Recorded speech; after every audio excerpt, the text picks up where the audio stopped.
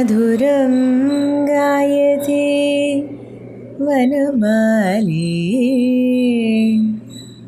मधुरं गायते वनमाली.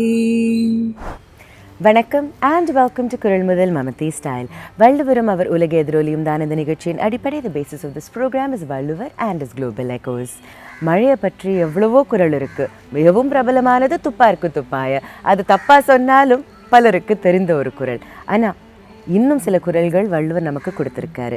இது தமிழகத்தில் மழை காலம், அதனால மழையை பற்றிய ஒரு குறள் தான் இன்று. Without rain there is no life, and there are so many kurals on rain. One of the most popular ones is a tupparku tuppaya kural, which even if many say it incorrectly is still very popular.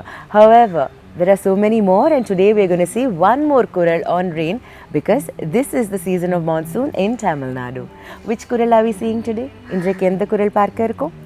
தானம் தவம் இரண்டும் தங்கா vuyanulagam vaanam vazhangadhenin. இதற்கு அர்த்தம் என்ன? பிறருக்கு உதவி செய்யும் மனப்பான்மையும் பெரிய வேலைகளை எடுத்து முடிக்கும் ஒரு மன சிந்தனையும் மழை பொழியாத பூமி காஞ்சிருந்தா இருக்காது, உலகத்திலேயே இருக்காது எனதான் வள்ளுவர் இந்த குறளில் சொல்லியிருக்காரு. யோசிச்சு பாருங்க, வானம் பொழியலைன்னா வளம் கிடையாது. வளம் இல்லாத ஒரு வாழ்க்கையில் ஒவ்வொரு நாளும் வாழ்வதே ஒரு பெரிய போராக இருக்கும். அதில் பிறருக்கு உதவி செய்ய ஒரு மனப்பான்மையோ பெரிய வேலையை கையாளும் ஒரு நிலையோ பெரும்பாலும் யாருக்கும் வராது. What is the meaning of this குறள்? Thoughts of charity, actions and deeds of charity and the taking up of great tasks and seeing them through will not happen if the world doesn't receive rain. Isn't that true? When there is no rain, there is no wealth. And when there is no wealth, every day becomes a struggle to live. Thoughts of helping others or thoughts of committing great acts are very far from the mind for most people. Isn't it true? Well, for the global echo, I have chosen two. The first is by Logan Deacons, who is an American public figure, and she has said, "Rain showers my spirit and waters my soul."